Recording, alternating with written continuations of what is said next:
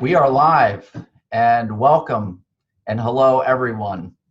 Welcome to the 60-minute webinar presentation presented by CIIC, which is the acronym for the Catholic Impact Investing Collaborative. This is the second in a series of behind the scenes of Catholic Impact Investing webinars, and I will be your host today. My name is John O'Shaughnessy, and I'm the Chief Executive Officer of the Franciscan Sisters of Mary, a congregation of women religious based in St. Louis, Missouri, in the U.S. I'm also a steering committee member of CIIC, and we are very excited about our webinar today for those that we have presenting to you.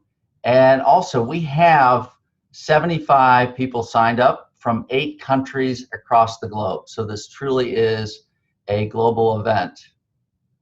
Before we get rolling into the content, which we are eager to do, we're going to take a moment to stop and pause and invite the Lord into this time and to offer a prayerful reflection.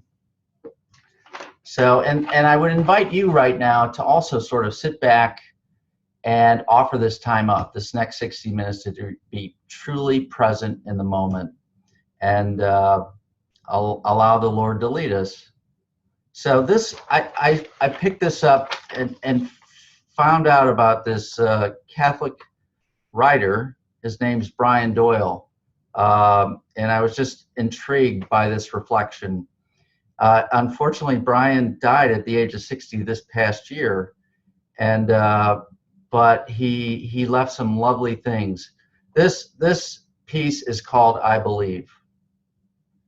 Credo, Latin for I believe, which I do very strongly in a number of things. I believe that there is a mysterious and graceful and miraculous coherence stitched through this world. I believe that this life is an extraordinary gift, a blink of bright light between vast darknesses. I believe that the fingerprints of the Maker are everywhere.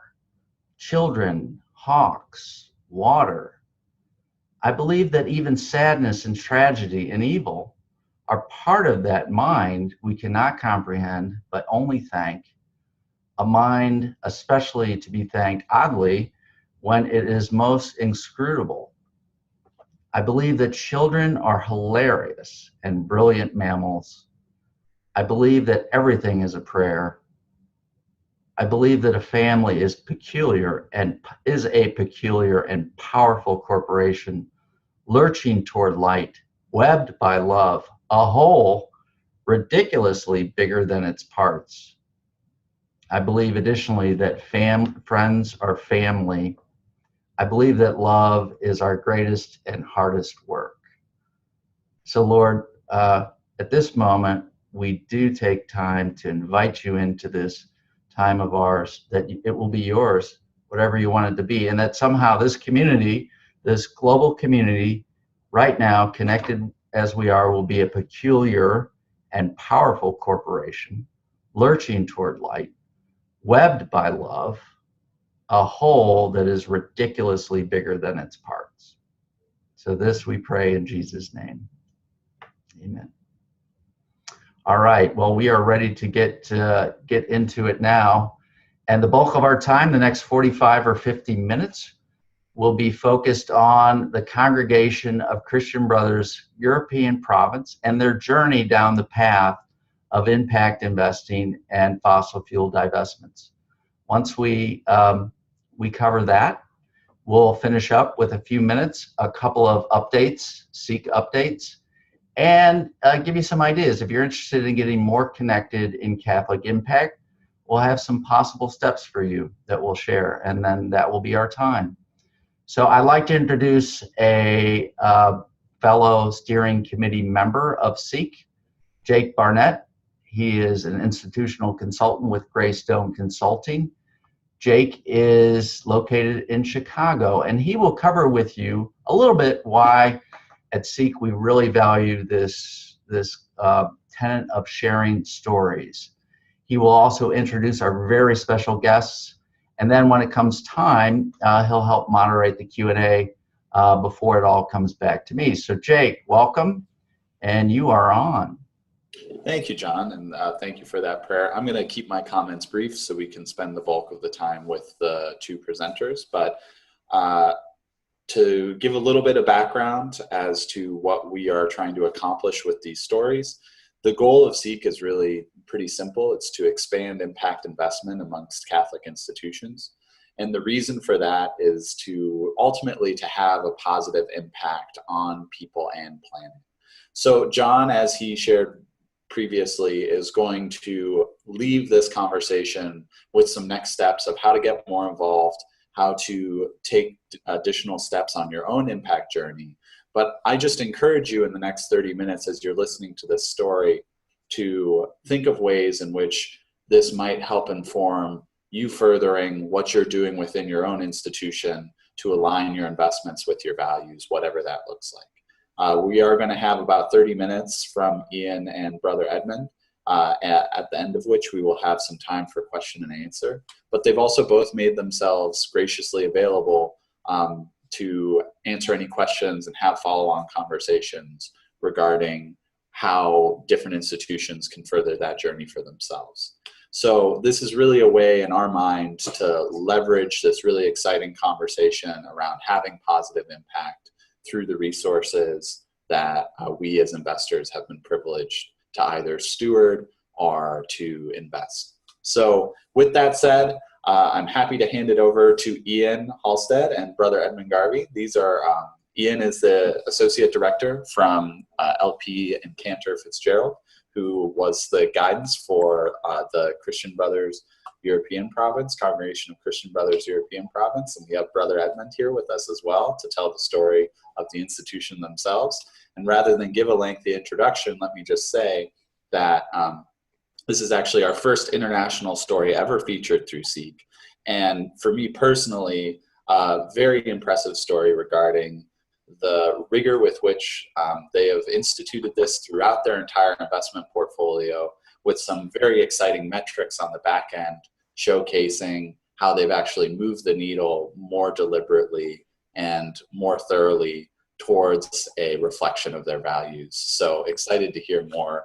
And as the conversation goes on, please feel free to just ask questions, and we look forward to hearing what you have to think. But in the meantime, Ian and Brother Edmund.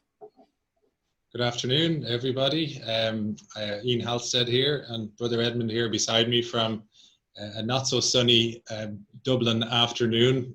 It's about 4 o'clock in the afternoon, probably morning for most people on the call, but it's great to be with you, and we look forward very much to telling the story. So we might share our presentation with you, and I'll pass over to Brother Edmund to kick off. Thank you very much, Ian, and thank you, Jake and John. And thank you for this opportunity to share something of this story, which we are in fact beginning to learn more about ourselves, even as it unfolds. So we're happy to share this story, and hopefully it will generate a new kind of networking and energy among us all around the world for how we're going. So just to introduce ourselves, first of all, I belong to the European province of the Congregation of Christian Brothers. You can see that we are a canonical entity with 3 kind of separate, distinct trusts attached to it. So we've got the province, we have a province leader whom I happen to be. We've got a leadership team working with me. We have over 200 brothers, and we have charitable objectives for that. We belong to 3 distinct civil jurisdictions in Ireland, in Northern Ireland, and in Britain. And trusts within those jurisdictions hold our resources in trust for the brothers, and each of those entities are subject to separate charity registrations, separate charity regulations, and separate charity reporting. And the objectives that we have, they will be probably broadly familiar to many of you already, but you can see them there in front of you. We support formal mainstream education, non-mainstream education, social and pastoral work, and other kind of activities and developments associated a lot with the tasks and the works of education. The next slide will just give you a little pictorial representation of something of what we're engaged with there. We live on a campus here beside me of a very significant teacher education college here in Marino. The Life Center that's represented there represents non-mainstream education for people who come back and seek for a second chance. We've also got people who work with us in different ways, reaching out to the poor. The Amos Center, which is in the bottom center there, is a center of spirituality and retreat, which belongs to us and we are seeking to run.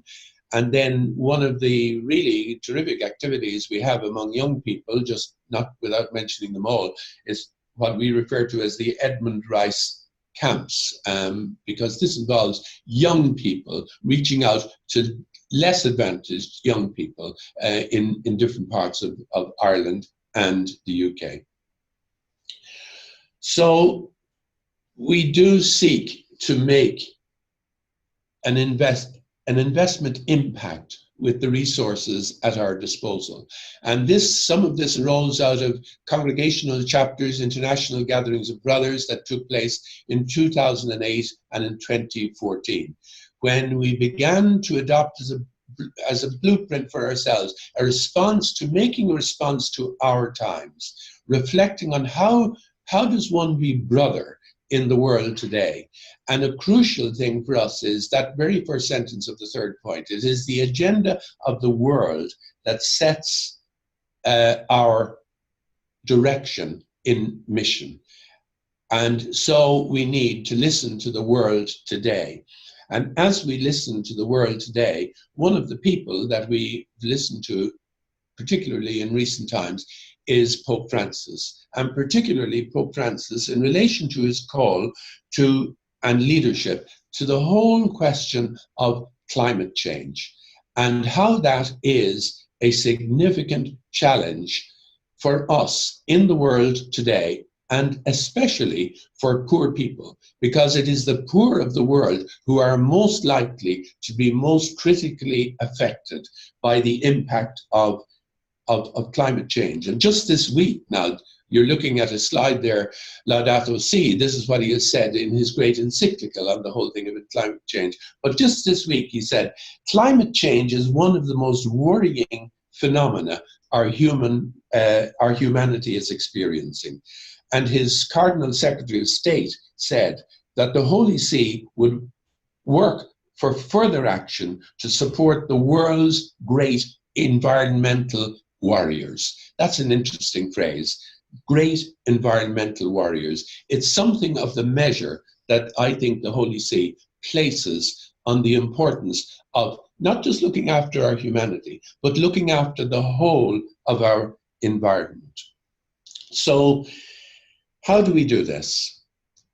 And why would we tell our story? Well, we see it as our duty in some ways to show that in working with our professional advisors, we are really trying to make a change and a difference and lead towards a transformation in how we look after, especially the poor, all of the human race, but also the whole of creation. So we also want to say to you from our experience at the moment that myths that arise that we will not do well with our investments or that we will not get really measurable and social returns and reports on how those investments are doing relative to saving the environment, they are really myths. And what we want to show you, our fellow religious and others who are keenly aware and concerned about this whole thing is what you might ask of your investors, the advice you might seek, and how you might go after strong investment policies in this whole area. So really, we have been hugely dependent upon our investment managers, our investment advisors, and the investment services that we have been given by L&P since the 1980s. And they specialize in providing high return, high impact investments. And recently they have joined the Cantor Fitzgerald group, and they're now part of that group. But they do recommend to us on impact and investments and how we can go forward. And so I'm very pleased and happy to hand over now and introduce Ian Halstead, who is Associate Director of L&P Cantor Fitzgerald, and he will bring you through, in a way I have to confess I wouldn't be able to do, but he will bring you through some of the ways in which we are seeking to have our investments work for the good of not just humanity, but the whole of the environment in which we live and move and have our being. Ian. Thank you very much, Brother Edmund, for that very warm introduction. And we've been working together for a very long time, and we greatly appreciate your warm words there, and also your continued trust. We know that it's a great weight on your shoulders to be given the responsibility of your province's resources, and we take that very seriously. And hopefully we've looked after it very well for you.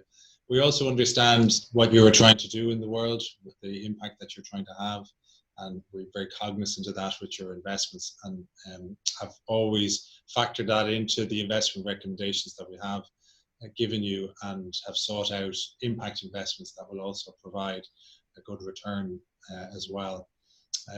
Going through the investment journey that we've been on, and the way that this has developed, we, like many other Catholic religious, we would have started off with an ethical investment policy that would have developed over time, how to divest from the things that you don't want to invest in, how to make sure that your portfolio is free of tobacco stocks or armament stocks, and then evolving onto a more environmental policy, an international labour policy as well, to address social justice and also governance issues as well.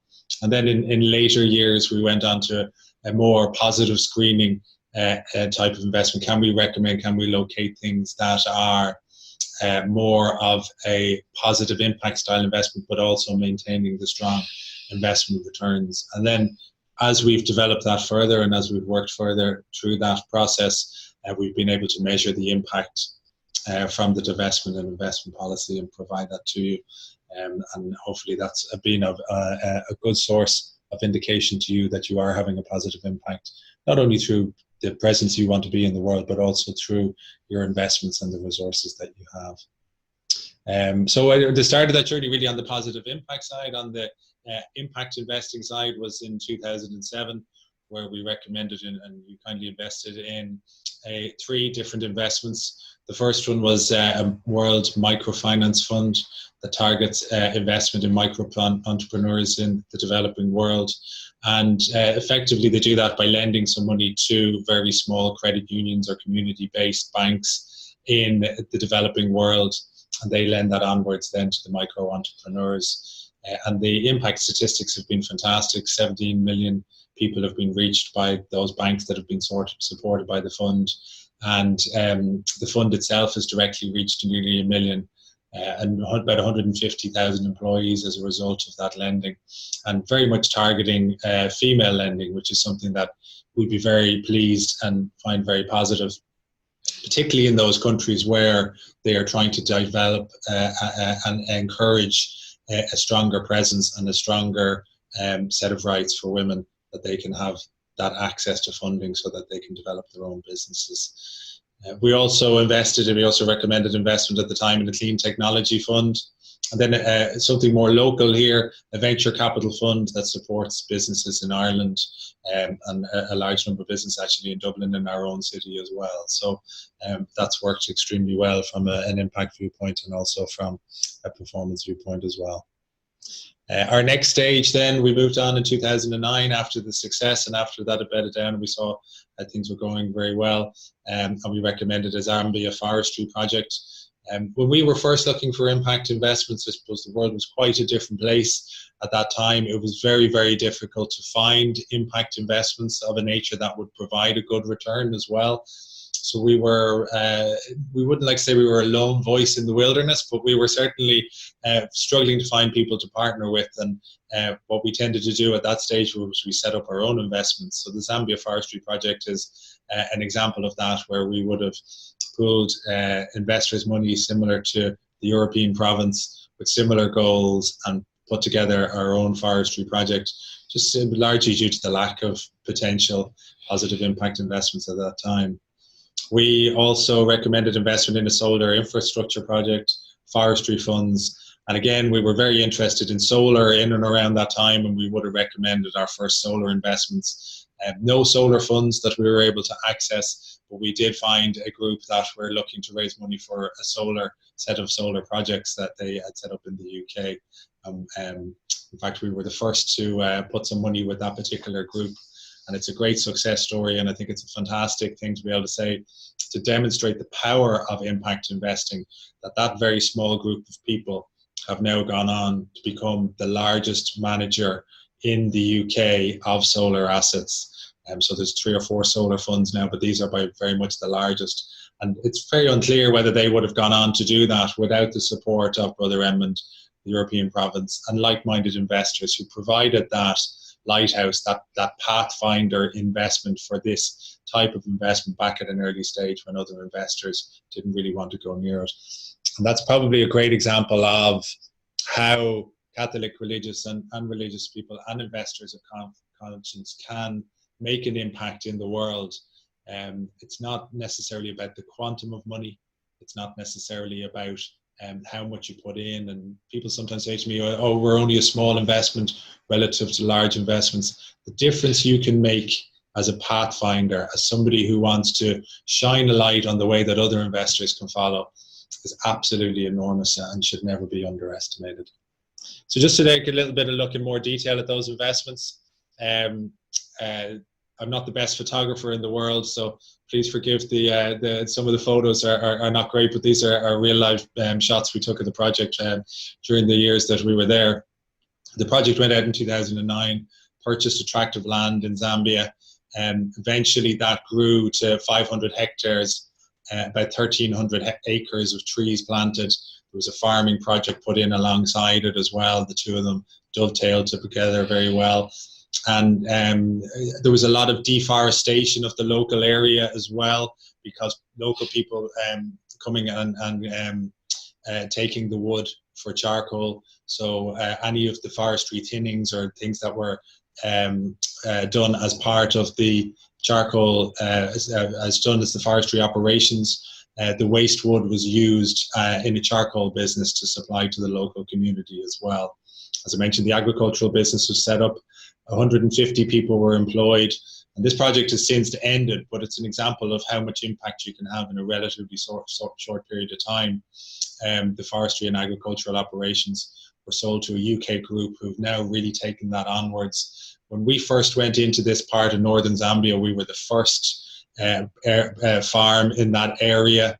A number of other farms were bought around that area and started to develop after we came in. We put in some roads. And then this UK group came in behind us. They developed the area. They bought a number of farms around us, and our farm, our Zambia project now, is now the central hub of a very large farming and forestry project in that area of Zambia, and it has over 500 employees. So it's really brought on some excellent and brilliant development in a traditionally very poor area of Zambia, which is traditionally itself quite a poor country, where there's only 10% the population is in formal employment. So to be able to develop a project like this is a wonderful thing.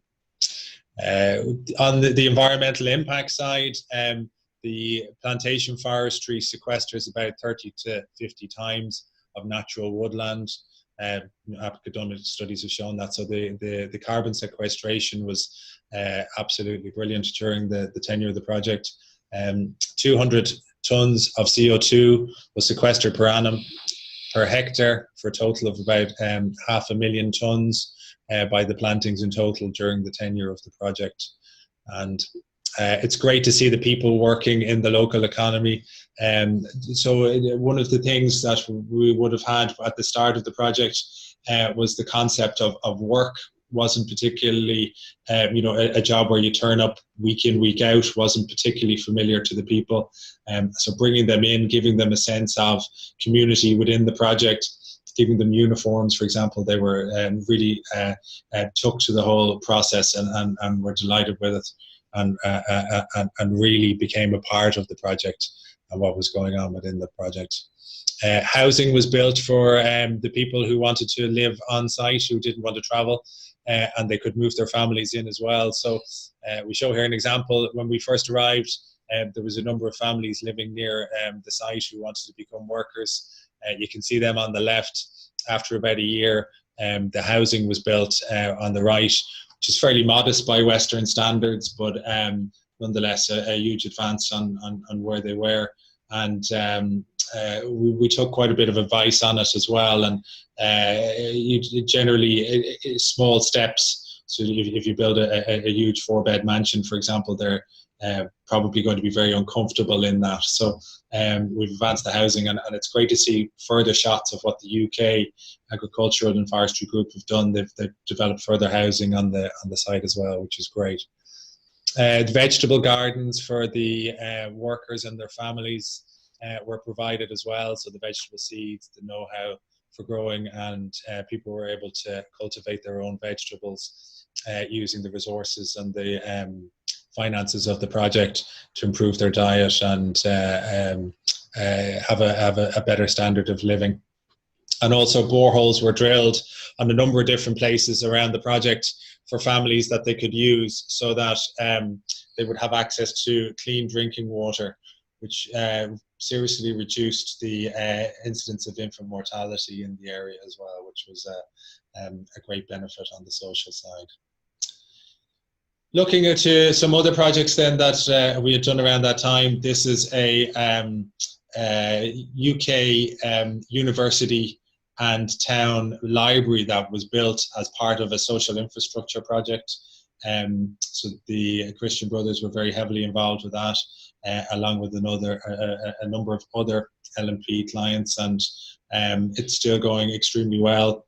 There's an archive and a historical reference area in the centre as well, where people can go and learn about the area, and of course it's of amazing benefit to the university, which is situated right beside it, and to the town as well. So again, an example of something that can work extremely well on the positive impact side, but also something that performed extremely well on the investment side as well.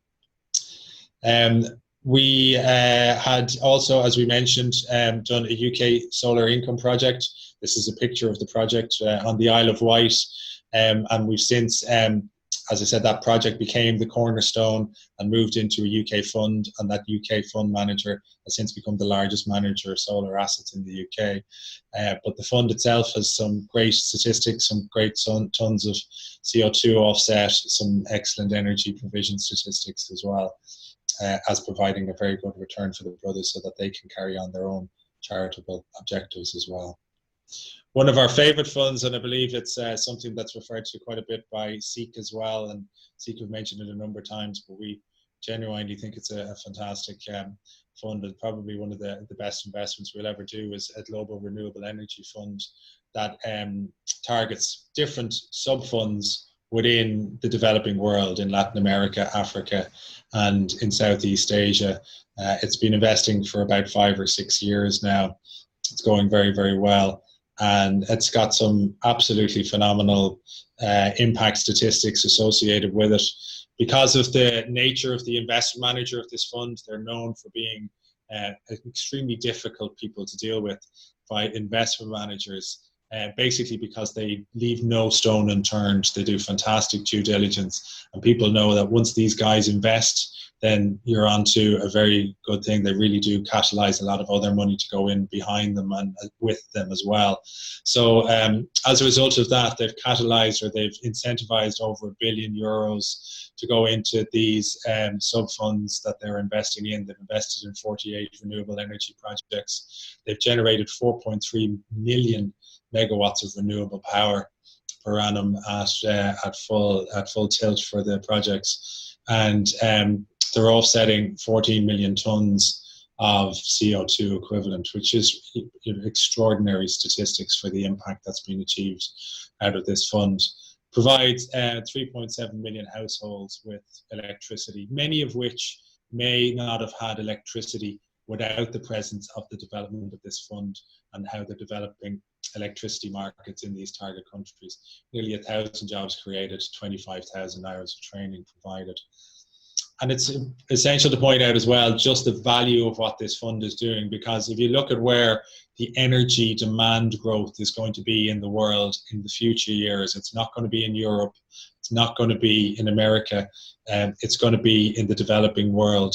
And if we can get them onto a path, if the developing world can find a path onto a sustainable energy, rather than making the mistakes we did and going to polluting energy forms, that really will be a massive step towards helping to solve the climate change issue that we're all faced with at the moment.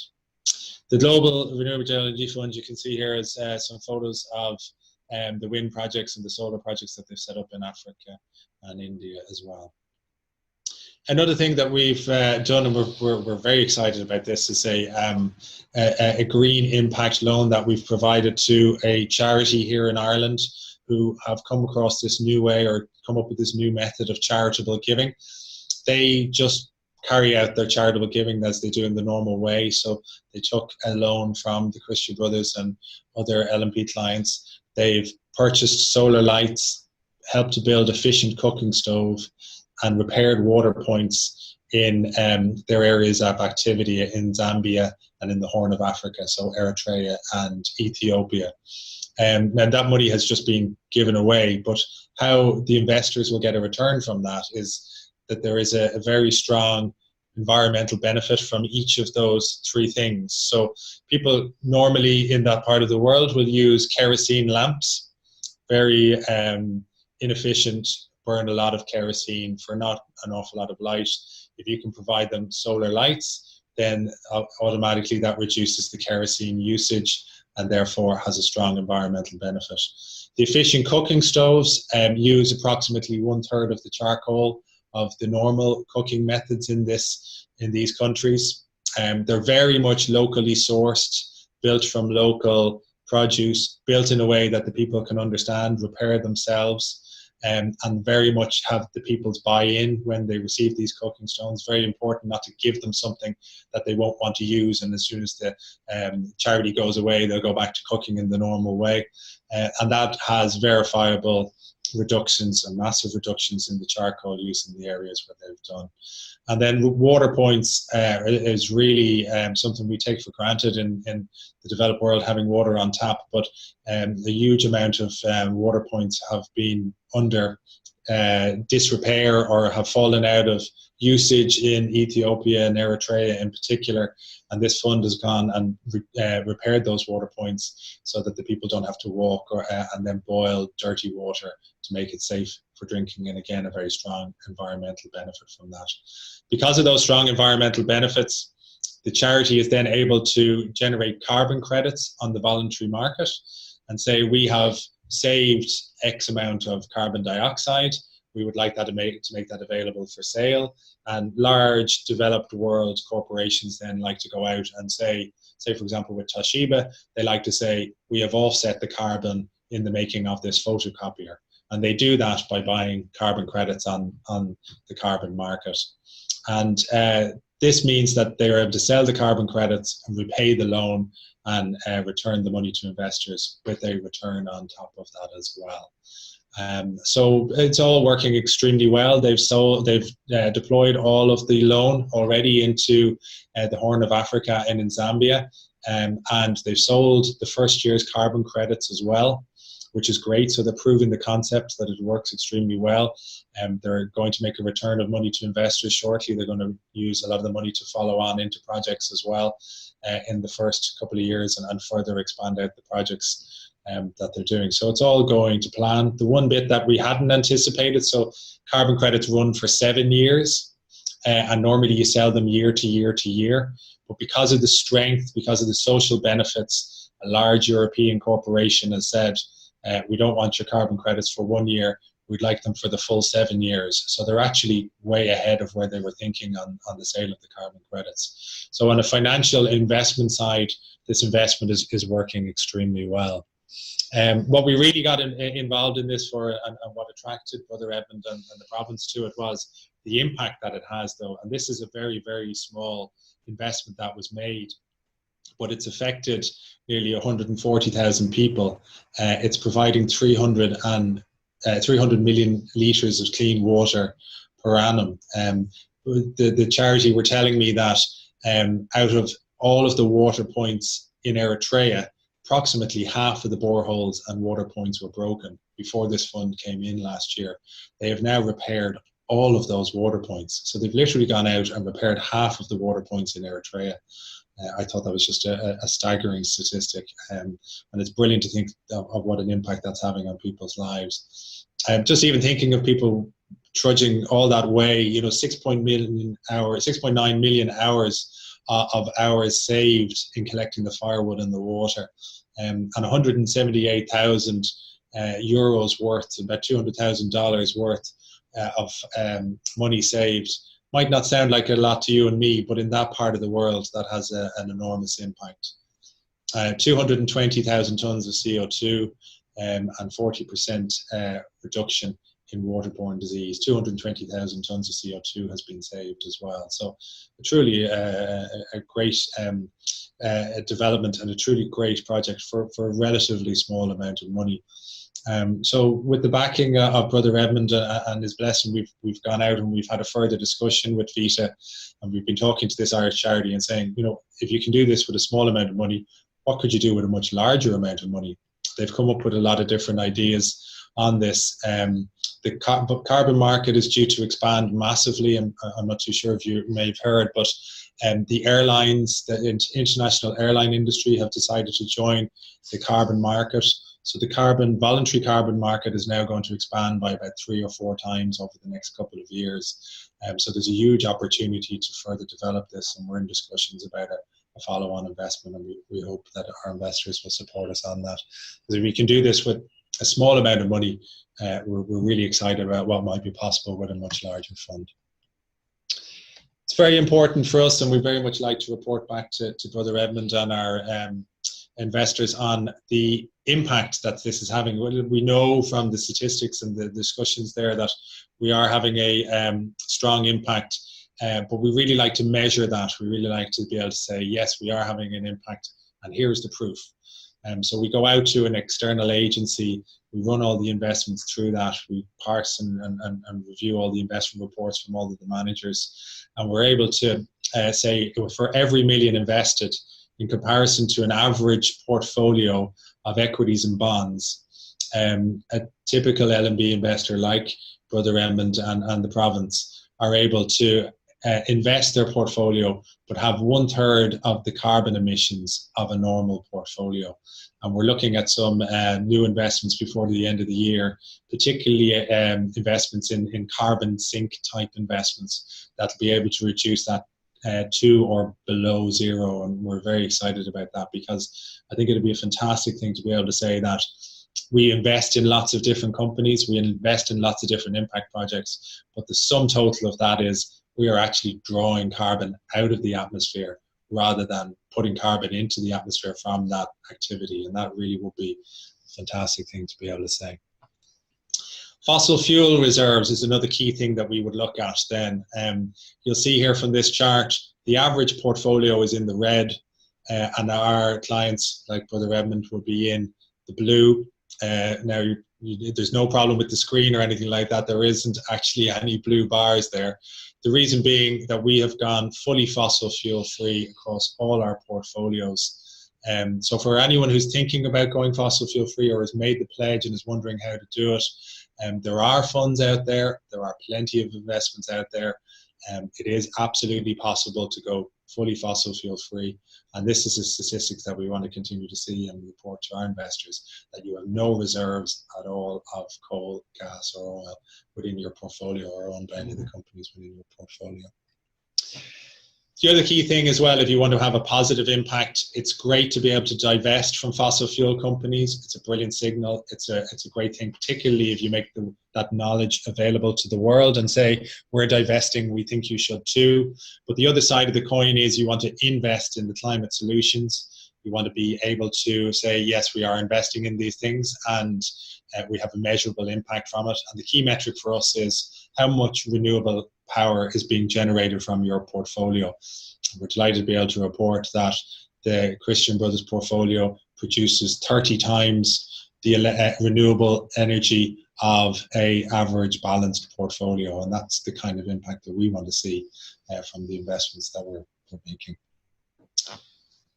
So in conclusion, pass over to Brother Edmund. Thank you very much, Ian. Thank you for sharing that story. It's a relatively new story to me personally and to my fellow trustees, but I find it terrifically exciting, and I think it puts us right at the heart of where we need to be in the 21st century. And I'm really grateful to LNP for the advice, for the encouragement, the cajolement that they've given us, and for inviting us to take the risk steps that we needed to take, because we were entering new places. And for me, with my responsibility, I need to be able to hold on to my money and to grow it and to make sure that we can do everything with it. And to see that we've done what we've done with the guidance of LNP and make what I call for us, the invisible impacts that we're having. I just find that hugely encouraging at the moment. And it is wonderful to be able to see that not only can you hold your value, can you grow your portfolio, can you pay your bills, but you can actually begin to measure the impact that is all having in a global context. So I just want to express deep gratitude to LNP. I also grateful for the opportunity to share this story with you. And I look forward to being energized even more by it as we see it developing into the future. And I'll end with the words of Pope Francis again. He says, we must regain the conviction that we need one another, that we have a shared responsibility for others and for the world. And he finishes and he says, and that being good and decent are worth it. LNP have shown us that this way is really worth it in all kinds of ways. Great. Well, thank you both so much for sharing that story. Really wonderful to hear. I think lots to learn from and take away from in terms of the different discussions. We have a couple of questions that have come in. The first is relatively straightforward, which is there going to be a replay of this available? Yes, there will be. We're going to work through that and send that as a follow-up. So if you just want to watch this again because it's so exciting, or if you want to share it to somebody else to hear about the story secondhand, please feel free to do that. We will be happy to do that. The other question is from one of our listeners, which is, what is the impact on your income from these investments? So speaking from kind of an income cash flow standpoint, I guess, Ian, what's some of the impact been on that front? Yeah, certainly one of the things that has constantly surprised us about looking in the area of impact investing, and particularly impact investing that would also have a good return associated with it, is just how strong and how good the investments are themselves from an investment viewpoint. There's always seems to be in this area this idea that you're giving something up by going into these type of investments. You must be losing out. You can't possibly do good and do well from your investments at the same time. And that certainly hasn't been our experience at all. In fact, looking at the income, the actual returns and the actual cash flow coming from these investments, the solar investments that we've made, the social infrastructure investments that we've made, the forestry investments that we've made, have actually been among the most successful and the best investments. We would almost see these as everyone knows that bonds just don't do for charities what they used to do. A charity used to be able to put a lot of money in bonds and get a 4 or 5% reasonably secure return every year, those days are just gone. And in America, I know things are getting a little bit better for people who still adhere to that. But in Europe, our banks are actually starting to write to us now and tell us they're going to start charging us for deposits. And the bonds, if you get 0% per annum out of your bonds, you're doing well. So moving into things like solar, moving into things like infrastructure, moving into things like forestry, where they're still relatively secure and they have a very good income. To our mind, they're the new bonds. They're the way the bonds used to be for charity investors, and they make a great replacement for those bonds in this new world that we find ourselves. So the impact has been nothing but positive on the investment returns and on the income that we've seen from the investments. Great. So one sort of tack-on question that I have, Ian and Brother Edmund, has to do with the returns sound good on these investments.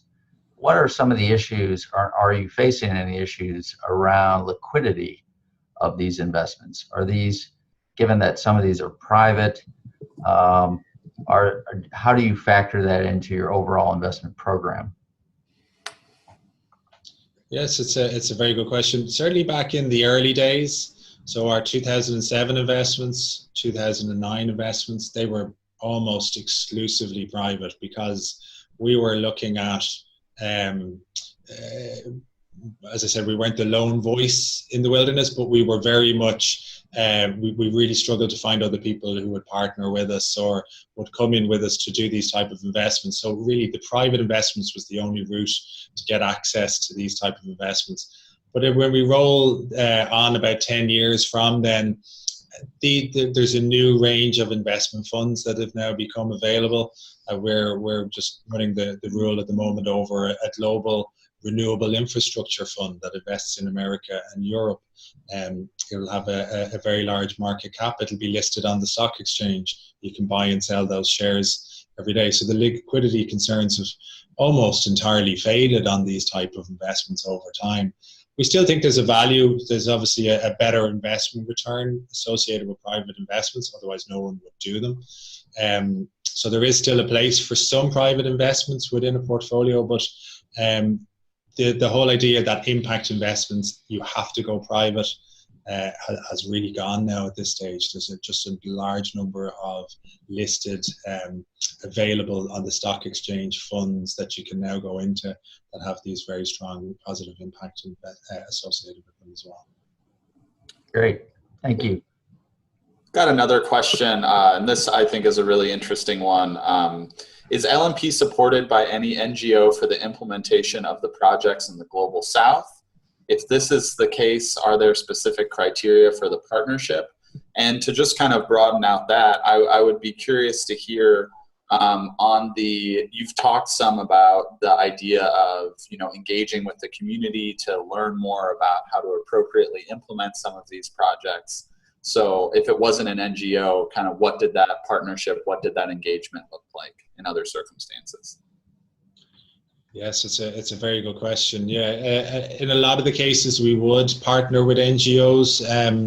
On the Zambia Forestry Project, we partnered with some local people who would have been very familiar with the area, would have known the area, would have known business practices, would have known social practices within the area. And that was, even with that help and assistance, it was quite a steep learning curve for us. So thankfully, we didn't make any mistakes, or we didn't disadvantage anyone, but you could easily see how you could do that within that kind of setting. So in the more recent ones that we are doing, we're very much keen on partnering with NGOs who would have a very strong presence in the area, would have a very strong track record, would understand the area. So partnering with this Irish charity, as we are at the moment, and they're really doing all of the work, and we're providing the capital and the know-how and the finance. That's working extremely well. They're doing what they've done in the Horn of Africa for 30 years. We're just providing the finance and the overlay for that, so that they can get on with their charitable work. And I think that's a really powerful connection. It's a really powerful partnership that gives them a great platform to go out and do what they need to do, but also gives the investment returns and the positive impact that investors like Brother Edmund and the Christian Brothers need.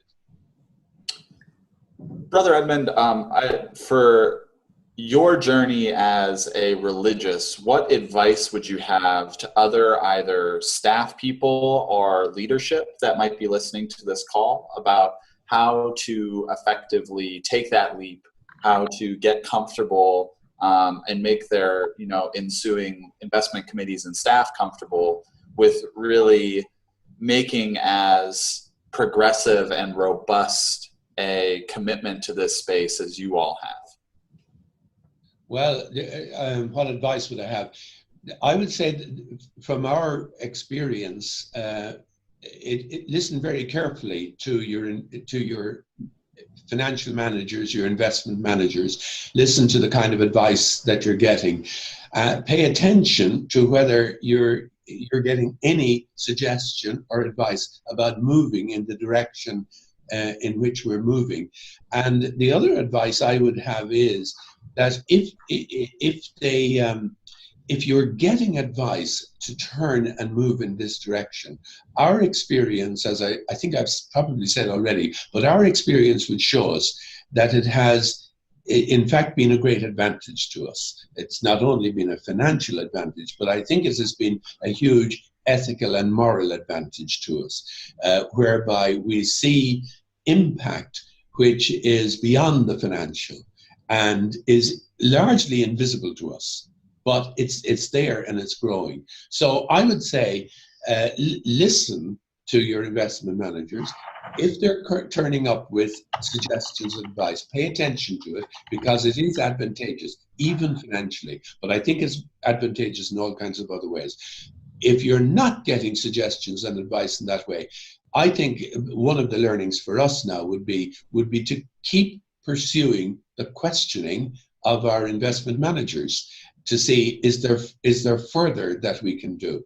Because if we don't have a planet that's sustainable and protected, then everything else that we're trying to do that is immensely good will be unsustainable, really, in the longer term.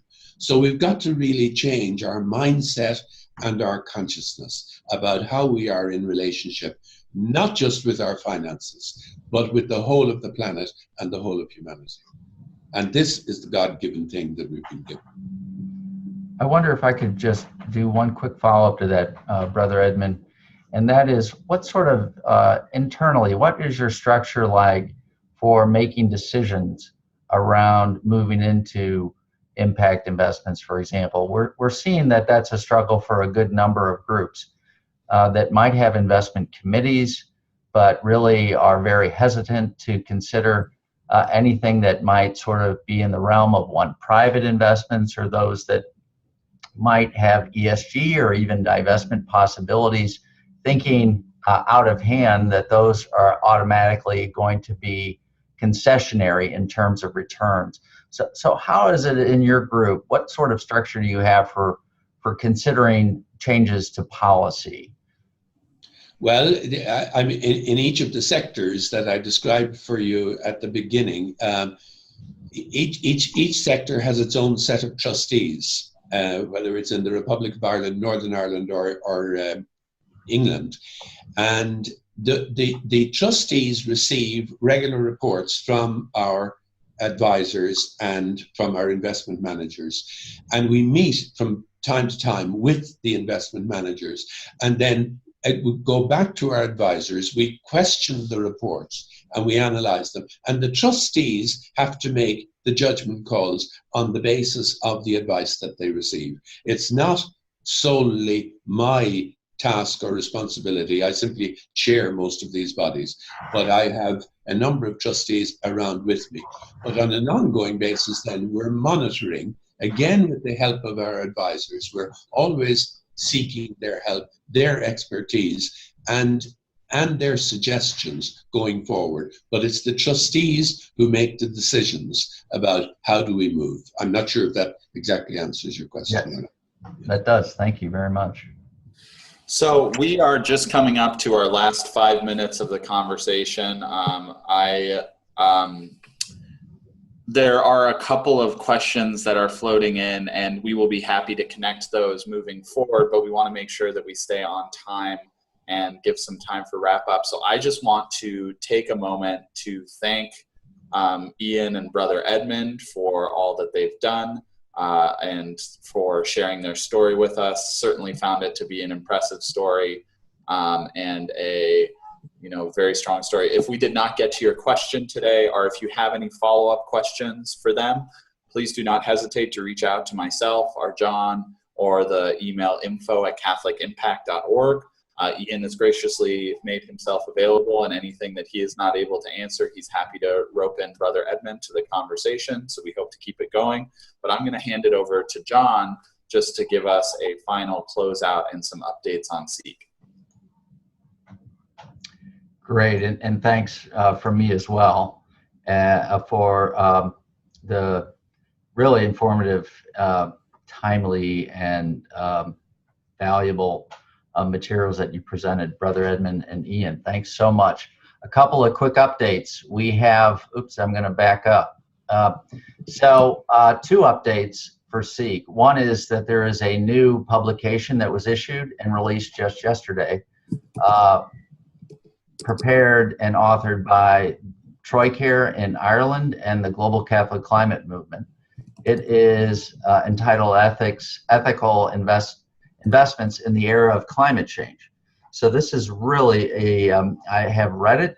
It is a very thorough toolkit approach for anyone and any institution that is looking at considering seriously how they might modify to their investment program, and some steps to go through to lead one to a change along those lines.